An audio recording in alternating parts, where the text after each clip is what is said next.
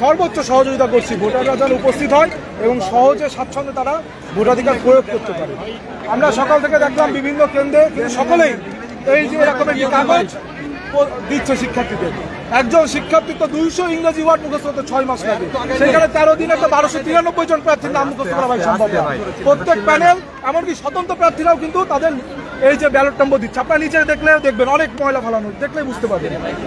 সকল কেন্দ্রে প্রচারণা চলছে। আমরা যখন ছাত্রদলের এই লিফলেটটি দিলাম ব্যালট সম্বলিত, সেই ক্ষেত্রে আমাদের এখানে দায়িত্বরত অ্যাসিস্ট্যান্ট প্রফেসর মোনামি ম্যাম সে বিভিন্নভাবে আমাদের যে নারী শিক্ষার্থীরা নারী প্রার্থীরা রয়েছে তাদেরকে কটাক্ষ করছে এবং আইডেন্টিফাই করতে চাচ্ছে, বিভিন্নভাবে তাদেরকে আপনার ট্যাগিং করছে। কিন্তু আপনার যারা স্বতন্ত্র প্রার্থী বা শিবির তারা যখন দিচ্ছে তাদের কোনো রকম কিন্তু প্রতিবাদ বা বাধা নেই। এমনকি আমাদের একজন প্রার্থীকে বলছে তুমি ছাত্রদল করো না, তোমার ছাত্রত্ব বাতিল করবো, প্রার্থিতা বাতিল করবো। এই জন্য আমরা প্রতিবাদ জানাতে গেছি। তখন ম্যাম বলে যে ছাত্রদল সব থেকে বেশি লিফলেট দিয়েছে, অন্য তো কম দিয়েছে। কেউ কম দিক বা বেশি দিক, যদি নিয়মে থাকে আপনি দিতে দেবেন, নিয়মে না থাকলে আপনি কাউকে দিতে দেবেন না।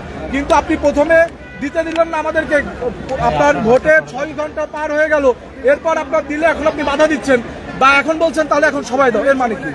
নির্বাচন এক নিয়মে চলবে, এক সময় এক নিয়ম আমাদের তো নির্বাচনকে প্রভাবিত করবে। এই জন্য আমরা প্রতিবাদ করেছি, আর কিছুই না।